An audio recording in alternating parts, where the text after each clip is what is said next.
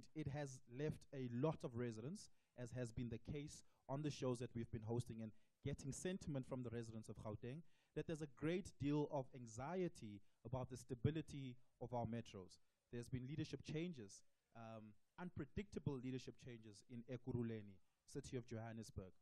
In fact, in the city of Ekurhuleni, in the city of Johannesburg, residents today still feel a great deal of instability. And this has an impact on governance. Leadership changes are not innocuous and superfluous. They mean something. They impact the decisions we make, and they impact our ability to plan. It impacts our ability to be residents of these cities. Joining me for this conversation today, live in our studios, and you can be a part of it, by the way. Give us a call. The number to dial is 086 000 2032. It's 086 000 2032. You can send us a WhatsApp voice note. Keep it short. Keep it under a minute. And when you do send a WhatsApp voice note, turn down the radio. Speak into the phone. Don't let me hear myself in the background, because then it's just a bad echo. Send those WhatsApp voice notes on our WhatsApp line, 0614 104 107.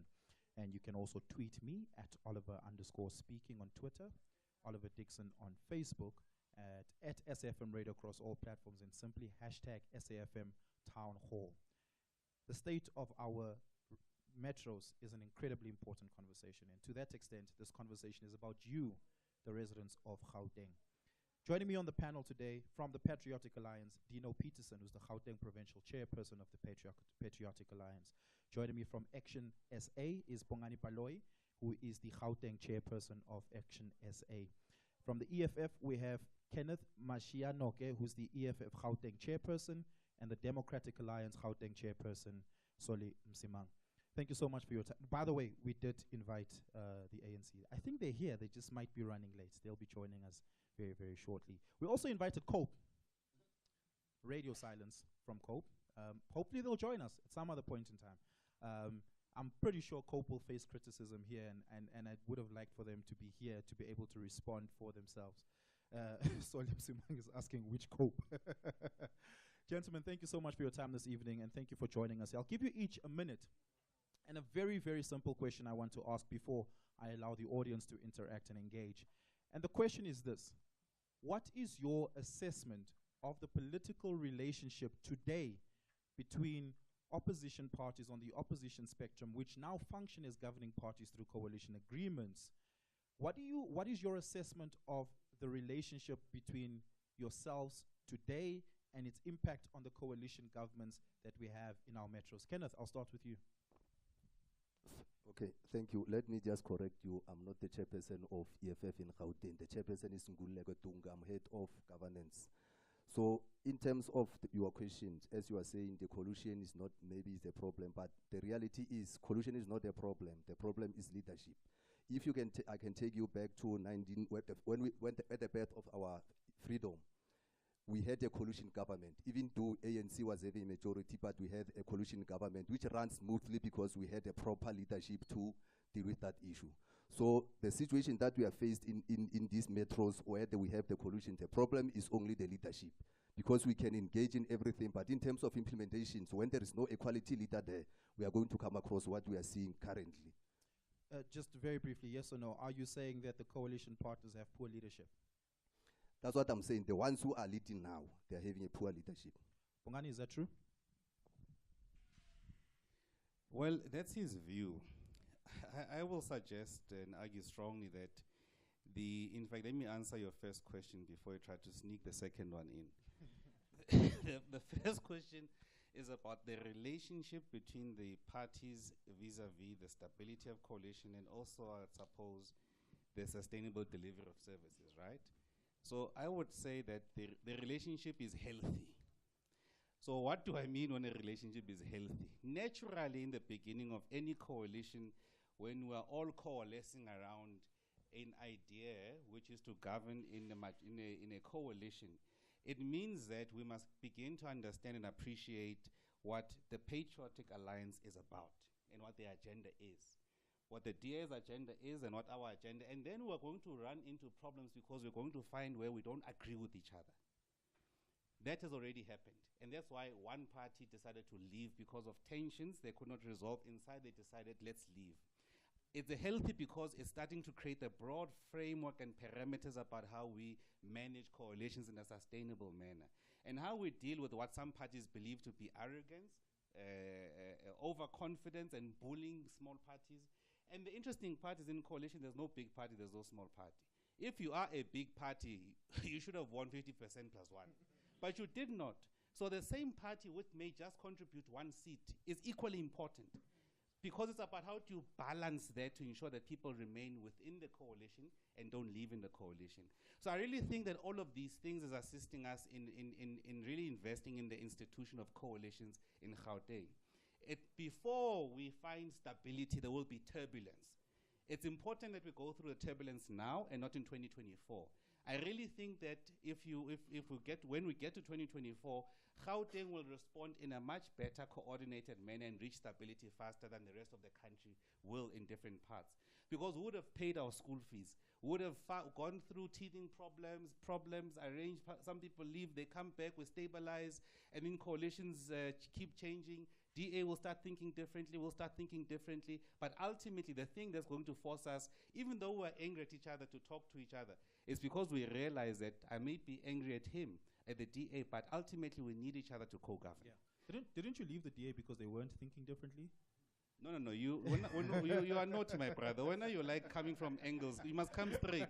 So, but let's give Solly a chance. Solly, the DA catches a lot of the flack when coalitions fail, despite Bongani saying that there are no big parties in coalitions. The DA often does have the majority share in those coalitions and often takes the mayoralship, and as a result, I guess, takes a lot of that flack.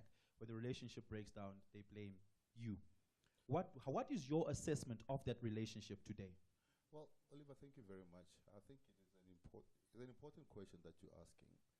And South Africans must be asking themselves a question. Do we have coalitions in South Africa, or do we have politics of kingmaker? Because if we start there, then we start talking about what is it that we want to do. What is it that we are correlating around? We can't correlate around positions. We should correlate about service delivery. We should be correlating about what are we going to be giving the people at the end of the day.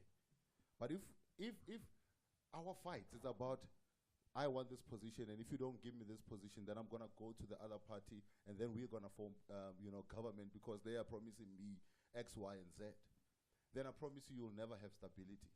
And this is why I agree with the notion that perhaps what we now need to start thinking about and do going forward is to come up with some kind of, I don't want to call it legislation, but I'll come up with some kind of a guideline in terms of how coalitions should work. Because if you go to countries like Norway, if you go to Germany, if you go to most of the Scandinavian countries, you go to Switzerland as well.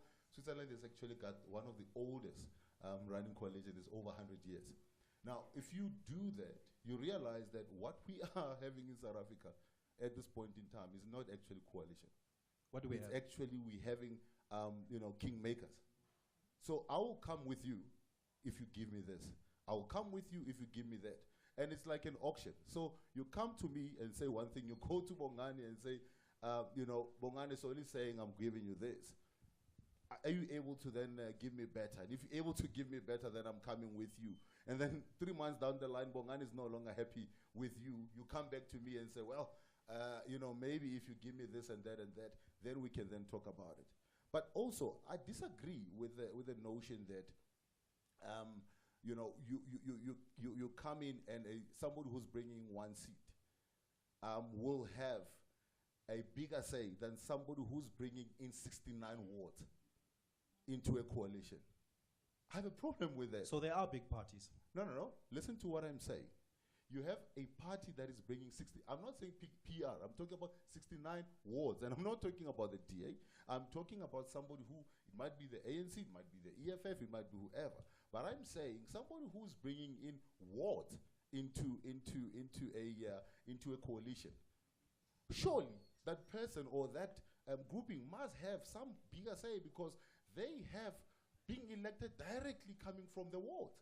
And those wards should have a representation that begins to then say, we have the direct mandate of the people that is coming from there. How do you have somebody who have votes equaling to a VD? bringing down a government. Okay, I'm going to pause you there. Dino, your assessment. Okay, actually quite interesting when I hear the DA say that, because if you look at the Patriotic Alliance, we have wards in the city of Joburg, we have wards in the city of Ekurhuleni, and when we come to the table, we say that when we were campaigning, we promised our constituents certain specifics. So that when we negotiate a coalition, we would want to negotiate to be able to deliver on those specifics. So what do you call it then when I come and say no, but transport or city planning portfolio is not going to speak to what our constituencies mandated us to do when we get here? So of course we're going to start talking positions, because we want to be able to be seen as a party that delivers on our promises to the people. And then when the Patriotic Alliance comes and says, listen, like if you look at the city of Ekurhuleni, there's only 3 parties that won wards in the city of Ekurhuleni. It's the ANC, it's the DA, and it's the Patriotic Alliance. So then we should also be deemed as one of the big guys. But then you have Action SA, who has, 15 or 16 seats there? But what we are saying is that we need to move away from this big brother mentality, where when you go, whether you want to call it kingmaker or power sharing or coalition or whatever you want to call it, you must be able to sit down, agree what it is you want to achieve collectively, because I come with a mandate. So does all of these parties come with a mandate. We are going to come to a point where we don't agree with what we want to achieve, but we must be able to agree to disagree publicly. But now you're finding a situation where certain parties feel they don't want to give others expression because they have won more wards, or they want to be in charge of all of the power. Power sharing means you share the power, not you take all of it. Soli says to us that it is unfair for a one-seat party to bring down a government. And Bongani says to us, well, these are our teething problems. We're paying our school fees. We're figuring this out. Come 2024, we'll know what to do. Which one is it?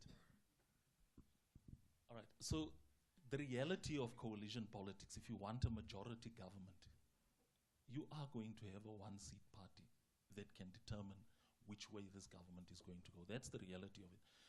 The framework is not in place yet. Unfortunately, coalition agreements aren't enforceable by law at this stage.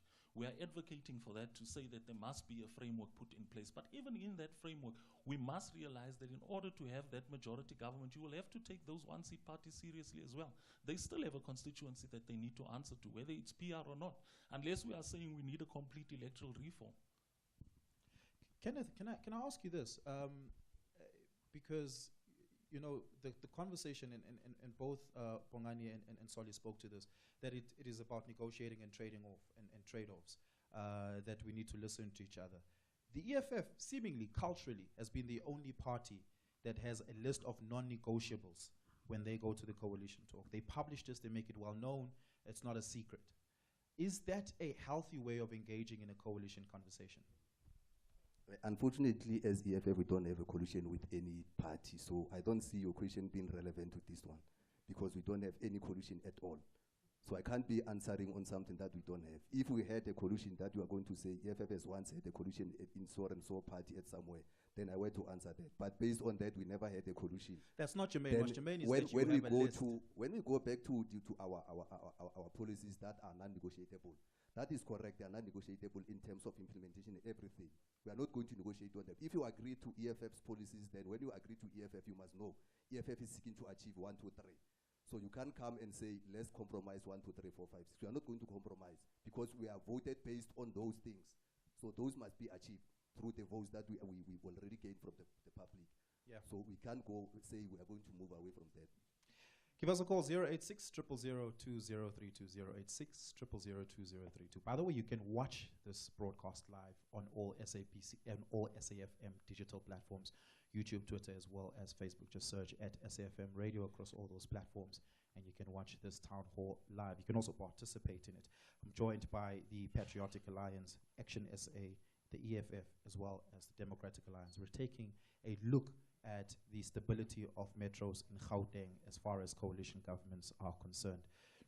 I want to come back to you, Soli.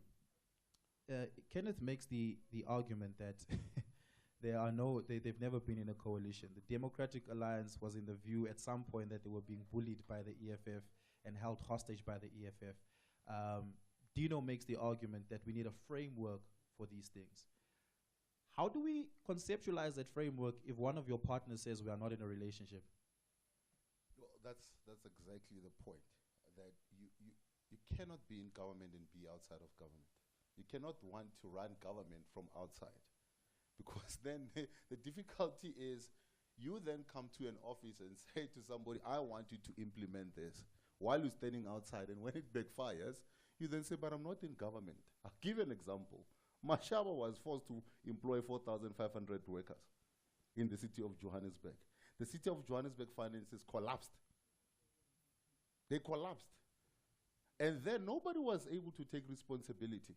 He had to stand and take responsibility. Now, this is why we now need to be very careful about how do we frame being in government? What is it that we want to achieve? How are we achieving it? What are the roles and responsibilities that we are going to give each other? And how are we going to then hold each other to account? I think that is what is very important, and it goes to what Dino was saying about how do we then legislate, or how do we then put a framework that works?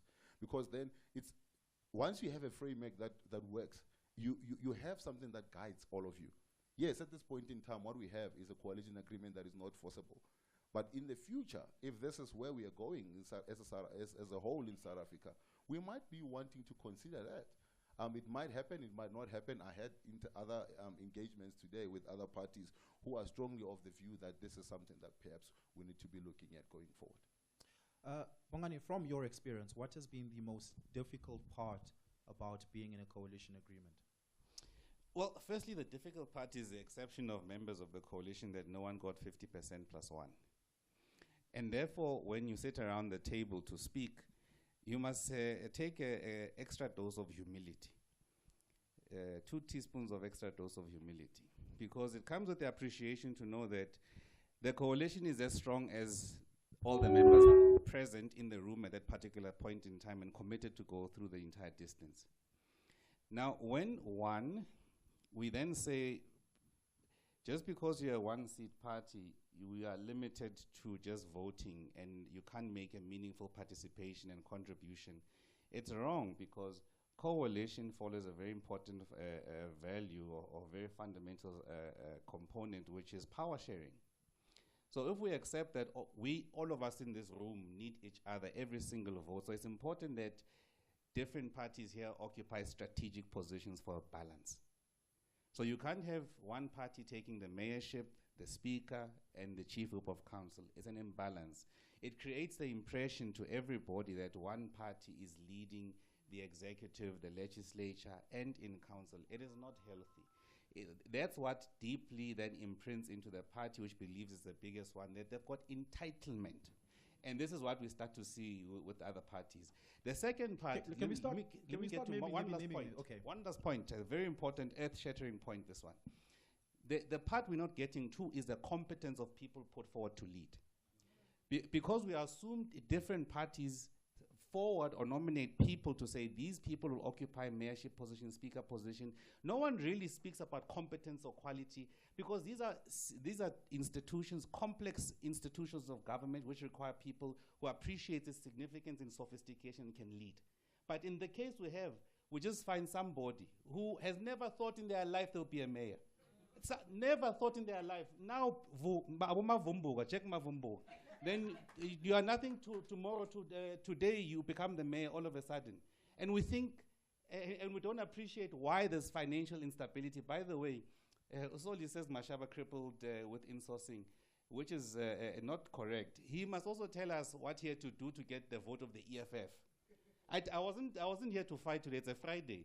But he's starting, so I don't want to venture there, so I'll just one jab and leave it. Okay. Well, it's important. Maybe he knows something that we don't. Maybe say it.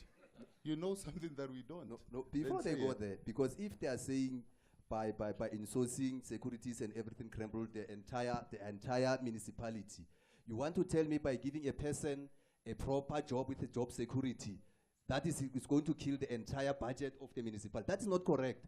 That's why I'm saying if you are having a poor leadership, you are not going to implement things correctly because you just jumped. If you heard EFF say it in sourcing and all those things, when you are going to implement that, engage them so that you understand how these things are going to be engaged. Let me give you an example. In city of Joburg, not recently, There was a motion which went through, and then they voted out for a mayor and all those things. Someone went ahead with being too much happy, excited, and even went to do something that is legal. It's poor leadership. You can't tell me that the voting out of the mayor means that the people were happy with that. They did the correct thing, but someone went, which is not a correct leader, took a wrong decision, which led to what we find in city of Joburg. It's not to say in city of Joburg there's no problem. The mayor is correct. No, there are problems, but if you don't follow the protocols and everything, we are bound to find ourselves where we are. So in case where we are going to refer as insourcing of security and everything as something that can collapse the entire city, that is not correct. What did you demand from the DA? There was no demand. There was no demand. There was no force to Mashaba to say you can implement 1, 2, 3. Mashaba did what is so correct for the people of city of Johannesburg. And if you are doing that which is correct for the people of the city of Johannesburg, and someone who is against a certain race of people who you know very well, there's not even a single white security which was insourced on that day. So that is why DA was not happy to say Mashaba passed this thing which is not going to benefit even a single white person. Because the mentality of DA is only based on white person, not even a single citizen of South Africa, the only white person. So even if you can go to city of Ekurhuleni, where there is a single disaster in Tembisa, where there was floods in February this year, DA has never even touched those people, are still sitting in a hall in Tembisa. They've never done anything. So you can't tell me that you have a proper leadership when you are having those situations. Only one disaster. Okay.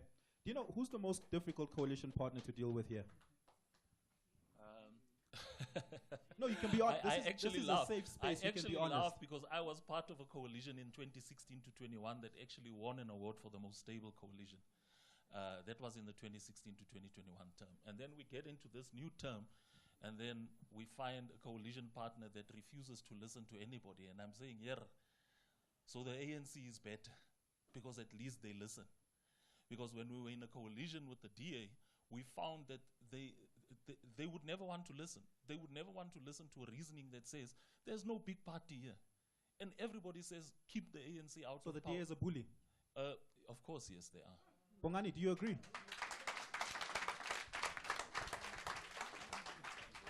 The DA is a difficult partner. I won't say they're a bully. We won't be bullied. We're not a victim. You spoke of parties that are at the table where egos are involved and they are making ridiculous demands and they don't want to accept no one got 50 plus. Who is that party? It's the DA. Oh, okay. No, without a doubt. You see, you had to ask the right question.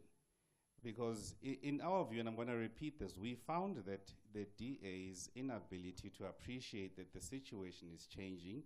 There's a requirement for us to ensure that we deepen participation of different parties across the executive, the speaker position, and the chief whip position. So we needed to deepen participation of different parties to balance out, so it's not one party taking all the important positions in the city. And just to start that conversation, we were described as, and by the way, we exercised a clause in the coalition agreement which says you can amend this coalition agreement. When we do so, on the eve of reaching a conclusion, we accept that we have failed to persuade the DA to accede to giving the speaker position to IFP.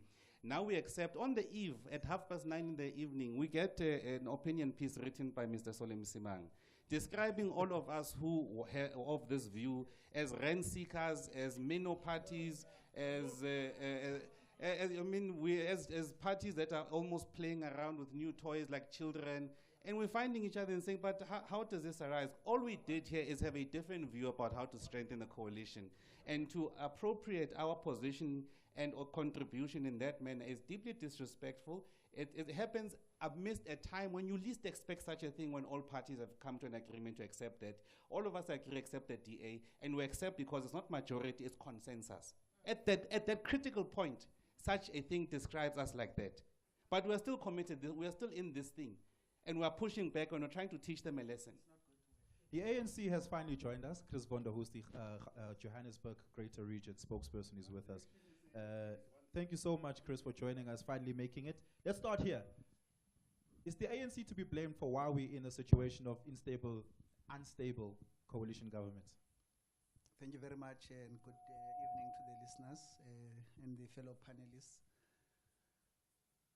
I don't agree.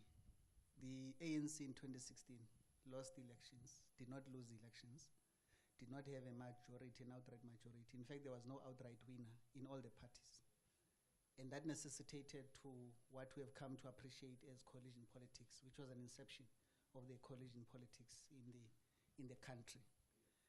And of course, in 2019, we had to work around the clock because we accepted the fate that the people of Johannesburg resisted to vote. They raised issues about their appreciation of the difficulties that they are faced with. 2019, we went back, we engaged, we removed the DA-led alliance because of the problems of arrogance and how they think that they are the big brother to other players without even appreciating the agenda of the people on the ground.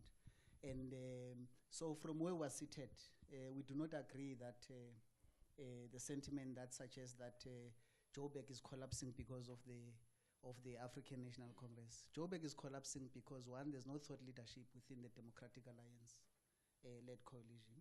Two, there's no appreciation of where this seat of Joburg is coming from. You will recall that in 2016, at the inception of the DA-led coalition, there are a lot of problems that we experienced. The fleet contract that we're talking about today, that is on the news, is a mess created by DA and Namashaba. The fleet contract... They often argue it's the legacy of the ANC, No, and no, no, you no. can't deny it entirely because, I mean, the ANC lost power for a reason. No. The records are clear. The AG came back, the National Treasurer came back. All those issues were clarified, and there were recommendations that were made by the National Treasury, and all those issues happened. They know. They can't deny it. So they can't blame the ANC. Two, the financial collapse of the city is because they have made wrong assumptions because there's no thought leadership within the Democratic Alliance. Today, we're sitting at a point where the employees in December are not going to get their bonuses. We're sitting at a point today where service providers have not been paid from housing. We're sitting at a point where many of the service providers that are providing services in Johannesburg are not paid. And this is a mess created by the DA. Now tell us, where is the ANC there? Okay. Sorry. Is Johannesburg, we'll talk about Ekurhuleni and Tshwane now, because there's also things to talk about there. But let's talk about Johannesburg now. Is Johannesburg worse off today under the Democratic Alliance than it was under the ANC? Well, I think self-amnesia is a serious problem. And for him to come and say that the DA is arrogant, while just last week, Julius just whipped them because of their arrogance of what they did in Johannesburg, wanting to repeat the same thing in Ekurhuleni. So that then tells you that they themselves are the last ones to talk about arrogance, because they had an agreement, they had a deal, which the EFF stuck to. When it got to Ekurhuleni, they decided that they were going to play big, and then they got punished. But anyway, that's by the by. There's the issue about there's the issue about the legacy that you raised, Oliver. One of the issues that we're talking about is housing projects that emanates 10, 12 years back. Now, if you look at those are actually projects that were started, ran out of money, were left. We came in, we picked those up and say we need to finish those, because if you don't finish them, they become fruitless and wasteful expenditure. And then we then said, how do we then finalize this? We then say to the provincial government through Human Settlement and COCTA, are we able to then get money from the Human Settlement grant to ensure that we're able to then complete some of these projects? And then the money that has been coming in terms of the grants hasn't been enough to be able to then cover that. So they are the last ones to try and really wash themselves off of the mess that is in these municipalities, not only in Ekurhuleni. You go to, not only in Johannesburg, you go to Ekurhuleni, you're talking now about 2 billion rand that has gone into the bus rapid transport system. That 2 billion rand right now, if you go and do an audit in terms of what is actually being done, you realize that money has gone, but services or actual infrastructure hasn't been built to the equivalent of that money. So the ANC really will be the last ones to try and wash themselves of the mess that we find ourselves in Gauteng municipalities. I'll be opening up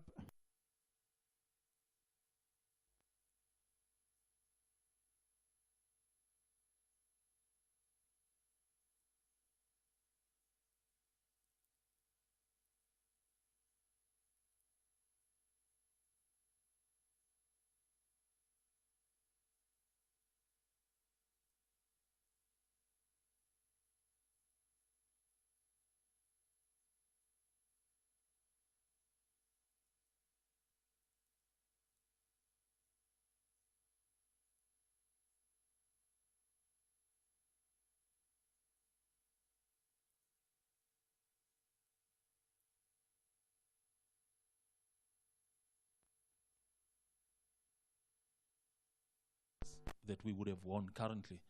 In this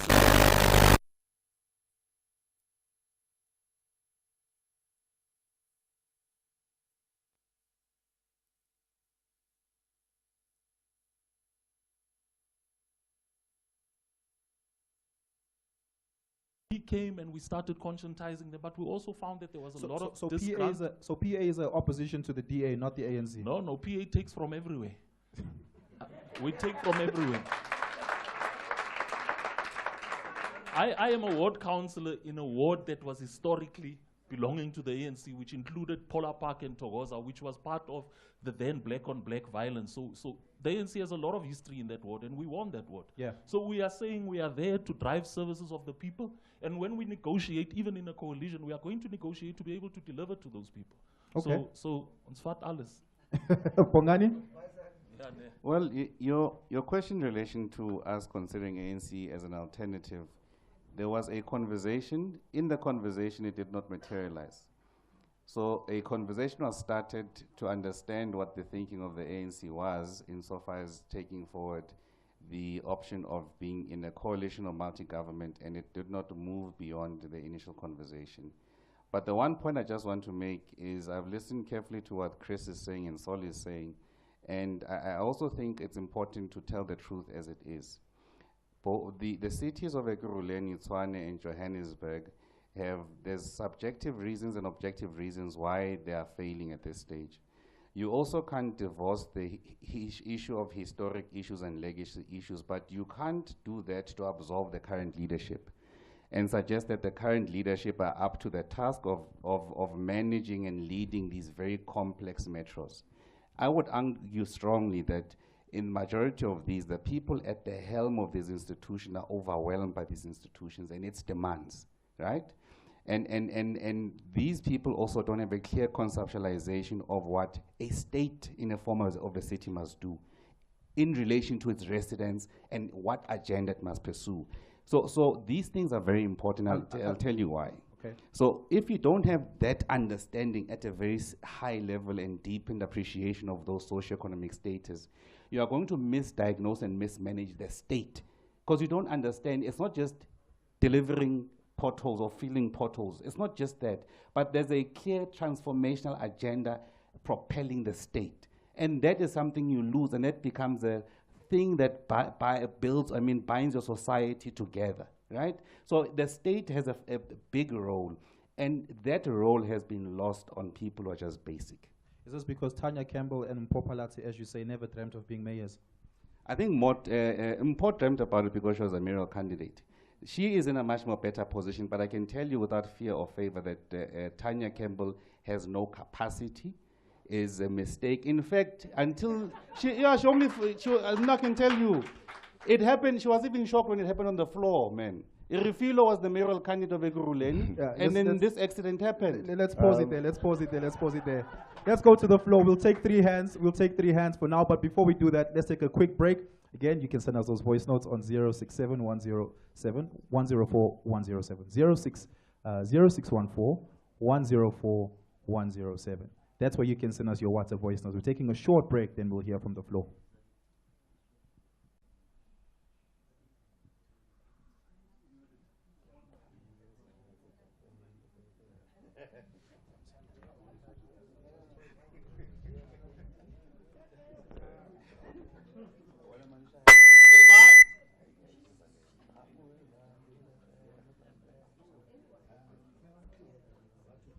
Welcome back to This Week Today. My name is Oliver Dickson. You're listening live to SAFM, the SAFM Town Hall, where we have the Democratic Alliance, the Patriotic Alliance, we have Action SA, the EFF, as well as the ANC. And we're talking about the state of coalition governments in our metros in Gauteng. You can be a part of this conversation, as members on the floor will be right now. Again, just to remind members of the floor, very strictly, you will have 1 minute to make your comment or your question so that we can have as many people have a platform. Please line up over here.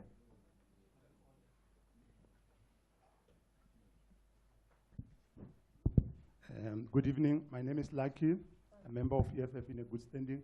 However, on the basis of what Mr. Bongani, the member of Action SA, theoretically, I think you are trying to looking for anywhere where you think you'll have, you'll try to sustain your position in the city. Now you are trying to blame the DA, of which we know very well that you and the DA, you are sleeping in one bed, and you are founded by one thing. So now, because you realize that the DA is losing the power, you are shifting the blame to the DA. So in order for you to sustain the mayoral position, however, you and DA, you are one thing.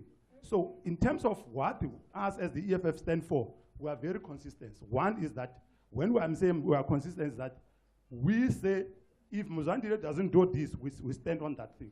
And then we still stand on that. And then two is that we can see that Mr. Bongani and DA Solimsman, they are trying to run away from the service deliveries. They know that they never did anything for the people of Johannesburg. They never did anything for the people of Ekurhuleni. Instead, they want to come and blame the ANC. Yes, they blame the ANC because the ANC, they already know very well that they. So with us, you don't have anything to say about the EFF. Thank you very much, Bralaki. You only want, you have to blame yourself, you guys of the combined DA and the action. Bralaki, thank you very much for your time. Next up. Thank you. Peter Rafferty, Councillor in the City of Johannesburg, also the Regional Chairperson of the Patriotic Alliance in Johannesburg. I think, just based on your question that you asked earlier, I think our President, His Excellency, Gauteng Mackenzie, was very clear from the start in terms of coalitions. We will even partner with the AWB if they were in existence. Because it's about power, and power changes lives. That's the key. Thank you very much. Thank you very much. My brother. Good afternoon. Ashley Souls, the first is my name. And I was actually a mayoral, an MMC within the administration of the DA. So I can confidently say that the DA is arrogant and racist. And this is why. You don't even need to look far. I don't need to even tell you the inner details. Just by having the representative of the DA sitting there, you can pick up the arrogance. When he says he blames the financial situation in Joburg on Mashaba, yet Mashaba was the DA mayor. Why doesn't DA take accountability and say, the DA, they shifted to Mashaba? That's arrogance. They have an issue with kingmaker status. Why? They cannot accept, because of their arrogance, one person is the reason why they become the king. But because they have this apartheid mentality that they must be in control, and then they use black brothers like our dear Soli there to be the face of the propaganda, so that it looks like they are not arrogant and they are not racist. I want to confirm the DA is racist and they are arrogant. Soli? Well, let me answer something that the MMC, the ex-MMC raised, because he called me and said, we want to stay. But the fact that... Oh, you called you on your phone? Yeah, we called into a meeting. When was this? When was this? That was 2 months ago. Oh, okay. And say, we went and contested elections in ward election, what do you call, ward committee elections. And because they got whipped, they wanted a rerun of those ward committee elections. Now, do you then begin to then break the law, and when you say we're not going to do that, you are told that you are being arrogant? I think we need to be honest and we need to be fair about what we want to do. And this is why I say we need to be open about what we want to do and what we want to achieve in government. So you now want to punish a government because you say we won for ward committee elections and we didn't get our people elected there, and we want you, the Speaker of Johannesburg, to then make sure that those elections are rerun again, while the IEC are saying those elections are run free and fair. I think that is something that the people of Gauteng need to know, that this is actually what is happening. Yeah. But let me also take it. Let me take it a step further. We are told that, and I didn't say Mashaba was to blame. I said Mashaba was given an instruction because he was the mayor. Now, Mashaba was... Okay. Hold on. Order. Let's give Solly a fair chance. Let's give Solly a fair chance. He should be able to tell us who is giving Hold on. instruction. We'll get a fair chance to respond. You must tell us who is giving Mashaba instruction, because Solly, the mayor of DA, who was giving that Solly, Mashaba instruction? Was the mayor of DA. There I can answer very comfortably and factually. Mashaba was told that you were by the EFF. Who? No, who? Who? Okay, let me Can I ask say this this? question. Wait, Let me- whether we want to correct May- you, can I first assist? said, you first said. Hold on. No, Let me you first ask- said can Julius we- with people. Hold on. Julius is not EFF. Now, you must tell us the name of the we'll come person to you. who's Oliver. We'll come to you, Kenneth. Oliver. Hold on. Olive, Julius is not a part. Is not a member of Ekurhuleni municipality. He's not a councillor there. The decision was taken inside the council. But you come here on a radio station. We are saying Julius with people. That is totally wrong. You must even tell us who in Joburg. Kenneth, can we give him an opportunity to respond? They said openly that the issue of insourcing and 4,500 security was their proposal, and actually was given to Mashal on the table to then say, this is what we want you to do. Now, In order for him to hold on. Let's be now, respectful of what each I other's am time. saying to you that brought the municipal finances to its knees is that when you do such a big insourcing all at the same time, you are actually then not only talking about the salaries of 4,500 people. No. You're talking Is about not a reason of collapse there. No. Hold on. No, Can we allow Solly to complete his point, then we'll all get No, a chance to Solly is respond. misleading the No, hold debate. on. You can correct him now. Solly, complete your we factually can actually show you how much it cost. We can show you how much it actually cost when this thing started. And it was not only the issue of salaries, it was issues of starting office, Okay. it was issues Okay. of making sure that there is transport for these people, other equipment like guns, like two-way radios and all of that. Okay. So these are things that we're gonna need to be talking to. Okay, I do want to give you all an opportunity to respond. Maybe we should also call Herman Mashawa to respond and tell us who gave him these instructions. My brother, but let I me do, help, let me help. before you respond, Solly made some factual claims here. Well, claims that of a factual nature. So can you respond to them? How can you say it's claims as with a factual nature? It's not facts, it's lying. Let me tell you what we came to do with integrity. We came to you and we said, your speaker, which you supported, you claim that you are legal and clean governments, which is not true. He had an entire ward committee election without the IEC. The entire ward committee election for Johannesburg was done by DA through Vasco da Gama. We were saying to you, he never brought to council that the IEC is not happening. There was no independent electoral commission. So this year's ward committee elections was literally run by DA. Is that democratic? Is that legal? That's arrogance, racist, and that's why you're calling for legislation, for coalition. Why? Because just like after apartheid, when your masters was the minority, they went to Codesa and wrote the constitution. Now you want to write legislation to keep small parties out. It's not going to work. Okay, in this order, Bongani, we'll give Bongani a chance to respond. We'll give Chris, and then we'll give Kenneth a chance to respond. Yeah. No, I won't take too long. I think I must correct the statement when Solly says Mashaba was given an instruction. Maybe he's forgotten how processes of council go. There was a motion tabled. That motion was adopted by a majority of council, including the DA. At that particular moment, it was a motion. It was a motion tabled. That motion, all of DA councillors who were there put up their hands proudly. After that, there was press statement about a victory made for these people, man.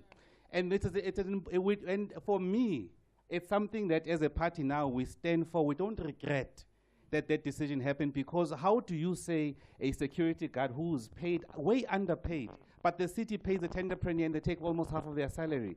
Yes, we can do it progressionally over a period of time to ensure that you deal with the issues of cost and financial viability. But in itself, it makes sense. The issue of us and your statements you are making, I disagree with you. You can take whatever position you take as the EFF, and we'll take our position. Ours as well, we are applying our minds regularly by seeing what is happening. But the thing that is plaguing us a lot in our consciousness Action SA is the issue of service delivery. Service delivery more so in black areas. And in our experience, more so in Ekurhuleni and Tshwane, I can even tell you the mayor's appearance in Tshwane, that fellow has not gone to people to have direct engagement in townships. So it's also something we are seeing, that how can we lead with people whom the majority of their constituents don't even know their face? They don't even want to go and account there and see and get the wrath of the people who are frustrated by government. And we are part of this government and sustaining this thing. It means we are rewarding this thing. So you must not think for a second that we don't appreciate the lived realities of our people. And don't think that we're just looking at these mayors and thinking this is good behavior. We see, we must bend them. So we are embarking on a process to really make them understand and appreciate the lived reality of South Africans, not in the suburbs. Tanya Campbell, when Tembisa was flaring up, she refused. It took PA, EFF, and Action SA that to force her to go there. After 2-3 days, saying, no, I'll come when I'm ready. But things are burning, she's not there. So these are things, but when it's in Primrose, when it's in Bedford View, within 48 hours, there's something on the ground, she's there. Chris? So these are things. Yeah. So these are things that keep influencing our position as we go. We are committed. And by the way, and you see, don't misunderstand when we're saying we want to keep the ANC out. It does not mean at all else, at whatever else will take. Okay. There will come a time where we say, this is enough. You are delivering people who are unable to lead because you don't listen when you tell you, give us better material. Okay. But maybe that's the best they have, my brother. Chris? Thank you very much.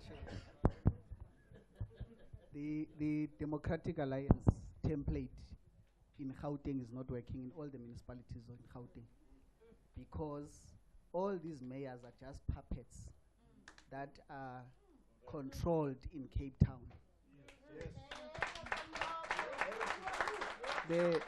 Including my fellow friend, Comrade Soli here, friend Brasoli, Mr. Msimang here. He knows how he left Tshwane. It was a mess. All of them. All of them. Then they jump the ship, they come to the provincial government. You make an important point and I want you to respond. Sorry, Bongani, when you were the mayor under the DA in Midvale, were you controlled from Cape Town? Hold on. Bongani, when you were in the Democratic Alliance, and we need to test the veracity of Chris's claim, you were a DA-led, a DA-elected mayor. Were you controlled from Cape Town? It was tough for him. No. And let me tell you, I was probably one of the least supported DA mayors because I was not able to be controlled. And my legacy... So the rest of them are controlled? Oh, they can speak for themselves. Oliver, I can tell you. That's number one. That's number one. I can tell you that is absolutely not true. Okay. Hold on. I can tell you that is absolutely not true. Hold on, sorry. There was I'll get back to you so okay. you can respond to all of this. Chris. Number two, let me demonstrate how they are controlled in Cape Town. In Johannesburg, Leonard is a de facto mayor. He's not the Mpopalati is not a mayor. There's a mayor called Leah Potgieter. By the way, she's not Nord, she's Potgieter. She's the de facto mayor of Johannesburg. In the office, they surround Mpopalati with white people there. Chief of staff is Mike Moriarty, who was the first councillor, was a leader of DA during Masondo's time. This is the man that takes decisions and in charge. So don't blame these fellows who are sitting here. Kenneth? Okay. Mine is clear. That's why I'm saying, even if you can leave the Joburg, the Tshwane, the Ekurhuleni, go to Tshwane, where we had the disaster in Mamelodi in 2019. Those people there, they haven't even been held by the DA. And then today, when we are sitting here discussing all these things, it's a matter of saying, There is no stability. I've said from the beginning, if you don't have a quality leader, even if you come back to the Joburg to say Mashaba did 1, 2, 3, 4, 5, 6, the agreement is that the council passed the motion, and the motion was tabled by EFF, and it was adopted by the council, and then in terms of implementation, when you are sitting in executive, you are the one who's supposed to implement the motion. So if you are going to jump, and then today we are sitting here with Soli as the face of DA, which is not even a face. You can't even find a white person here. But we have been told we are in a metro where DA is governing, but there's not even a single white person here. What does that tell you in your mind, Soli? Sorry, why, to string together their comments, why is it that Tanya Campbell and Randall Williams had to be forced to go into the townships, as these people are saying? Well, they do go into the townships. They do go into the townships, and I can tell you right now, and I want to answer you in this way. Let me answer three things. Let me answer three things quickly. No, let me answer three things quickly. First of all, when I left the city of Tshwane, they had 2.8 billion rand in reserves. It had 32 days worth of cash reserves. Now, you want to talk about how, while we inherited it, it had a 2 billion rand deficit. So let's talk factual. Now, in 2017, the EFF opened up an office in Easter Fabric. And in that, they encouraged people to build inside a river that runs, Moreleta Spring. And then when the rain started, and we wanted to remove people to say, when it rains, you are going to be sitting with problems here. They blocked Zamaya. They blocked the road. And then afterwards, when the rain started coming, and people were left to fend for themselves, the same group was not there. Okay, that is the reason why those people are not helped up until now. To come and assist the people that they put inside of a danger. Now, we are saying, this is what we are saying. When you want to go into government, it is not about creating chaos, but it's about putting solutions there and saying, how do we better people's lives? Not how to become populist and make sure that we endanger people's lives along the way when we're doing that. We've got 2 minutes left of the show, and Dino, I want to give those 2 minutes. Hold on. We've got 2 minutes left of the show. Dino, I want to give it to you. You said we need a coalition framework that will help coalition agreements become enforceable so that we know what we're working with. Some people in the room disagree. They say, well, that's what CODESA was about. What's your take, finally, in 2 minutes? Okay, so I still believe that we do need a framework, because if you have a coalition agreement like Action SA just mentioned here, you have a coalition agreement that says you are able to amend this agreement as and when you want to strengthen this arrangement. Action SA gives up seats. Freedom Front Plus gives up seats to allow Patriotic Alliance in, to say, no, we want to strengthen this. But the DA refuses. So when you have a framework in place, you are able to take a big brother like the DA and say, no, but we have an agreement in place that says, in order to stabilize this coalition agreement, we must be able to compromise, and you refuse to compromise. So yes, there should be a framework, and that framework should be for the architects of apartheid. And that brings us to the end of the show. Thank you so much to all our panelists. Can we give them a round of applause? Thank you so much to our in-studio audience. This has been the SAFM Town Hall Debate. We hope to have many more of these as we try to understand what the coalition environment in South Africa is like. Gauteng is one unstable province, so is the Eastern Cape. We'll have to go there next and figure the rest out after that. Thank you so much, everybody that listened. If you missed the show, want to rewatch parts of it, it's on our YouTube channel, it's on our Facebook channel, it's on our Twitter platform. Just search at SAFM Radio. It's also podcasted on safm.co.za. My name is Oliver Dickson. Good night.